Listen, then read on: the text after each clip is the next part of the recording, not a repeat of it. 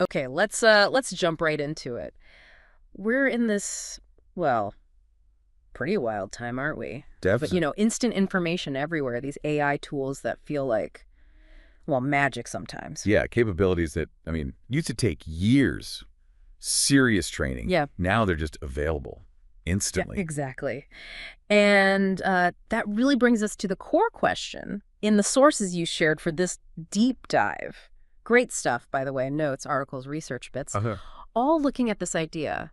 If all this powerful knowledge, these tools are, suddenly available to everyone, what does that actually mean for having an edge? Right. How do you stand out? How do you stand out when average itself has been, like, completely redefined? And that's really our mission today, isn't it? To Hmm. unpack these sources, find those key insights, Yeah. and help you think through what having an edge means for you right now in this new world. What struck me looking through them was that there's no single reaction, not at all. No. You see people who are genuinely worried, others who find it really exciting. And some calling for a whole different way of thinking about it. Yeah, a different mindset entirely. It's definitely complex. The sources show that. So let's start with a core idea.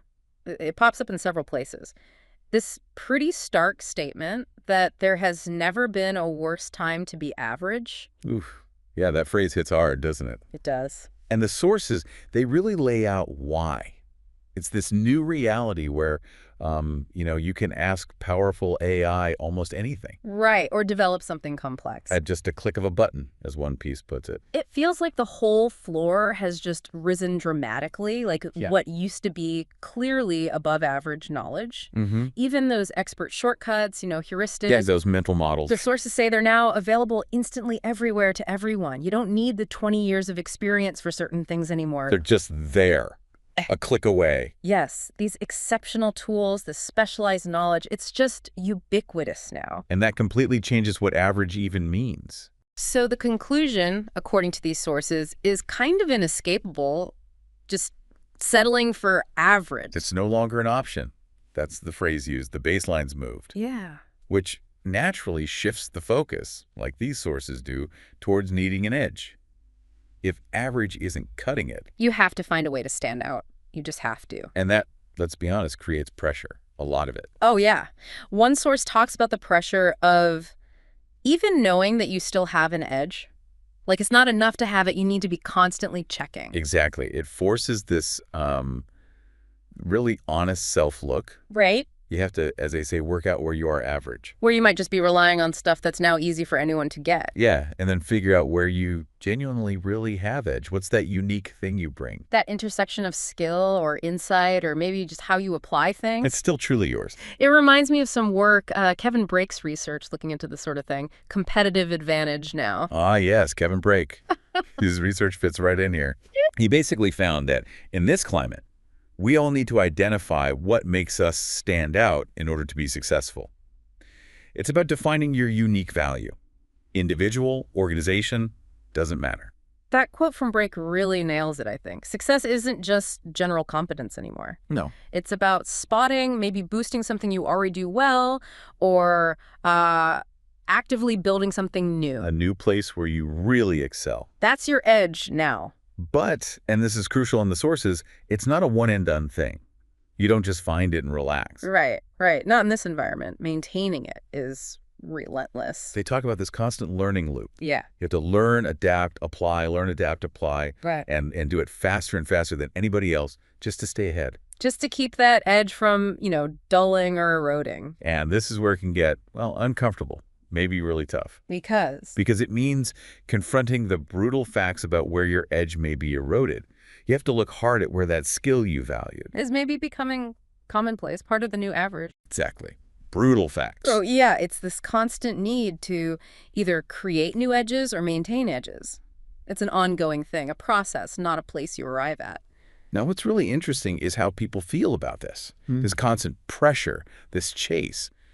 The sources show different reactions. Definitely. Some views are pretty stark. Like, this whole situation is something we should all be worried about. You sense that anxiety in some of the writing. Yeah, one person talks about worrying about effectiveness literally every day. Mm-hmm. Feeling like you have to pull out all the stops, try all these different approaches just to help clients or the company move forward at all. Yeah, that pressure to actually drive change, get real outcomes. Mm. That's what keeps me up at night, one source says directly. Yeah. Captures that anxiety about making a real impact, doesn't it? It really does. But then you see the sharp contrast. Others look at the exact same challenge and find it, well, exciting. Yeah, like an opportunity. A driver for innovation, pushing boundaries. Resources creativity, maybe? Could be. Although, Hmm. there's another perspective in the mix, too. Okay. One source pushes back against both the fear and maybe that pure, unadulterated excitement, suggesting that the whole be afraid or be left behind way of framing it Yeah. might be out of step with the times. Mhm.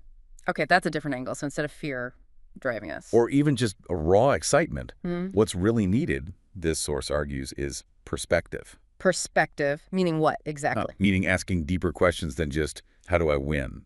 Or how do I keep up? Okay. Like, what kind of edge actually matters now? And maybe even more critical, what are we sharpening this edge for? For what kind of world? And who benefits? Okay. That shifts things from just individual competition. Towards purpose, contribution, the bigger picture. So this view prefers leadership, maybe even just a personal approach that steadies, not startles. Right. Something that invites reflection, not just reaction. Yeah. Less panic, more pause. Because the argument is fear might grab your attention, sure. May get attention. Yeah, that's the phrase. Mm-hmm. But it doesn't build that deep, sustainable... Resilience. Exactly. The resilience we actually need right now Yeah. to navigate this, long-term shift.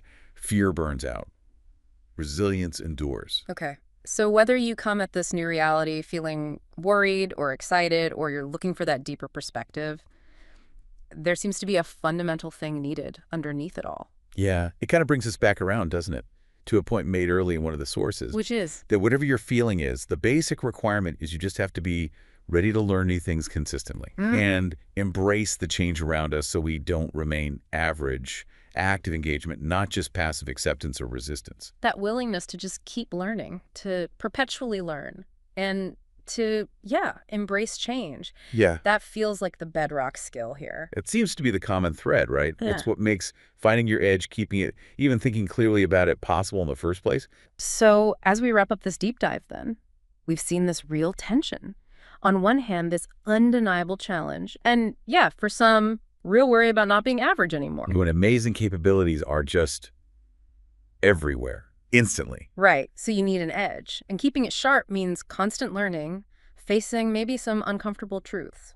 But then there's the other side we explored, seeing this as an exciting push forward. Mm-hmm. And crucially, that maybe reacting out of fear isn't the best strategy, that cultivating perspective. Asking those bigger questions about the purpose of the edge. And building real resilience might be more effective long-term. Ultimately, though, the core message from all these sources seems pretty clear. Figuring out what makes you uniquely valuable, your edge, and then committing to constantly spotting it, honing it, maybe even reinventing it. That's just paramount now. Mm-hmm. Essential. Especially when knowledge and tools are becoming these instant commodities. Yeah. Which leaves us and leaves you with maybe this final thought to sit with for a bit. If baseline knowledge and capabilities are becoming so easily accessible, almost like utilities, making just knowing stuff less of a unique advantage, where does real defensible edge actually come from in the future? Is it still mainly about what you know? Or is the true advantage shifting towards how you uniquely combine, apply, adapt, connect those dots in ways that, well, others just can't replicate with this simple click?